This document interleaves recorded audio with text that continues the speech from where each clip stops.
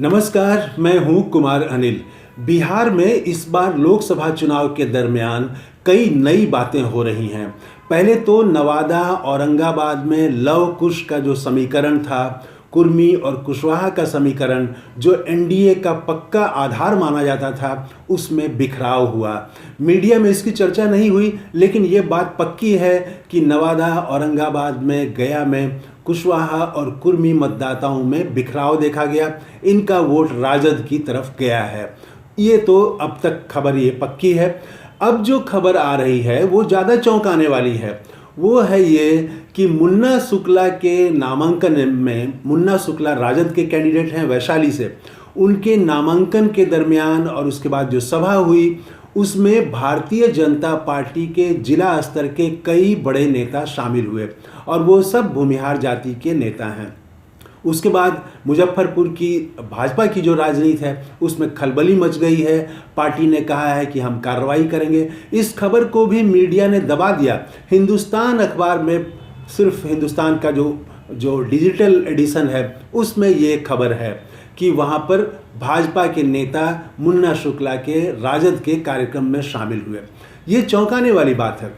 इससे पहले पप्पू यादव के समर्थन में भी सवर्ण मतदाता दिखे थे और सवर्णों ने वहाँ पर खुल करके वोट भी किया है पप्पू यादव को। लेकिन पप्पू यादव को वोट मिलना सवर्णों का, उसको अपवाद के रूप में माना गया। लेकिन मुन्ना शुक्ला को मिलना, मुन्ना शुक्ला के साथ लोगों का आना, और कल एक और घटना हुई। कल राजद के राष्ट्रीय प्रवक्ता करुणा सागर, जो पूर्व आईपीएस हैं, तमिलनाडु कैडर के हैं, वो रिटायर होके बिहार आए और उसके बाद उन्होंने वो शामिल हुए थे राजद में, राष्ट्रीय प्रवक्ता बनाए गए थे। वो कल कांग्रेस में शामिल हो गए। वो जहानाबाद से टिकट चाहते थे, पार्टी ने, राजद ने जहानाबाद से उनको टिकट नहीं दिया, वो कांग्रेस में चले गए। वो कांग्रेस में क्यों गए, ये भी सोचने वाली बात है। वो चाहते तो भाजपा में जा सकते थे।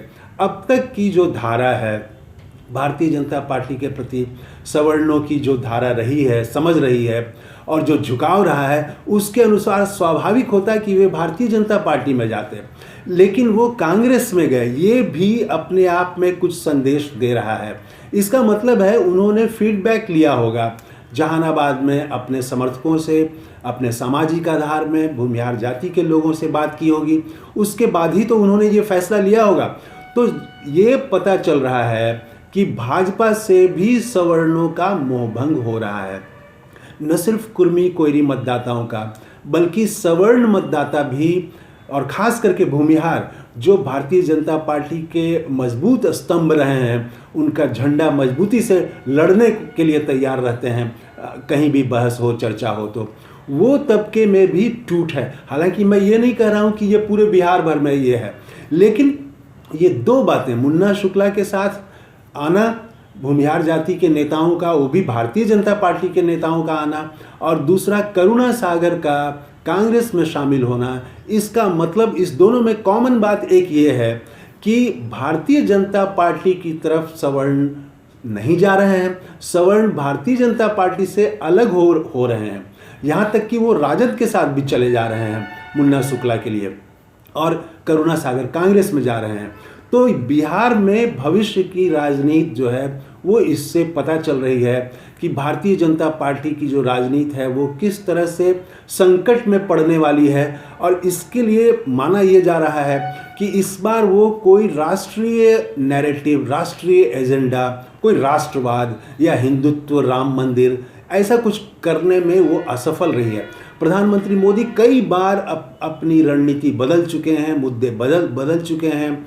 विश्व गुरु से लेके और 2047 तक भारत को महान बनाना है से लेके परिवारवाद, भ्रष्टाचार, मोदी की गारंटी, ये सब करते हुए अब वो आ गए हैं यहाँ पर कि कांग्रेस वाले अगर जीत गए तो मुसलमानों को आपका कमरा दे देंगे, घर दे देंगे, आपका मंगलसूत्र दे देंगे और ये रिजर्वेशन दे देंगे मुसलमानों को। हालांकि रिजर्वेशन के बारे में स्पष्ट है, हमारा संविधान भी कहता है कि ये धार्मिक आधार पर नहीं है।